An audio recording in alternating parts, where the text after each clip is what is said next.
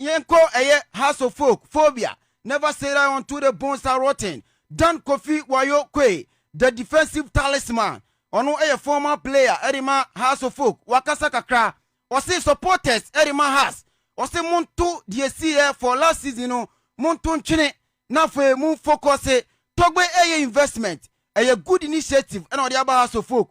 Munina, Mum Togbe, na mun support House of Folk. Na House of Folk eti minyana na so yentie Dan Kofi Wayo Quaye. Na me ka say we House de u jai House na wa ko support team.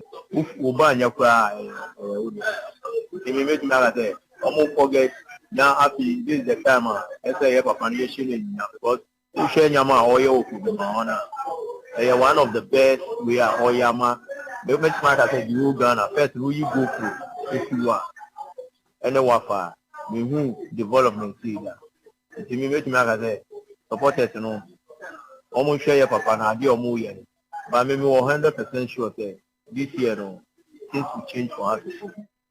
Okay, we the defensive talisman former player the man House of Folk Dan Kofi Wayo Quaye ninsam enie me pacho otoaso edi tudwa say current House of Folk players omo momoden na omo ntie afutu sem a omo old players no edi ba omo na no betimi abo omo ama omo bo no etimi agizane na so yentie Dan Kofi Wayo Quaye na no say we say we players before omo ache with team it with their experience they're sure the new boys now omo aba the omo chie sa new experience players now ebe bo omo because ye nyina sa na ye nya no maybe say me fi Olympics na me ba 99 say the same thing me ba me to ama telegram to top next any other experience player ba me ba na omo wo omo no mo tine mi ama me so me di do bi.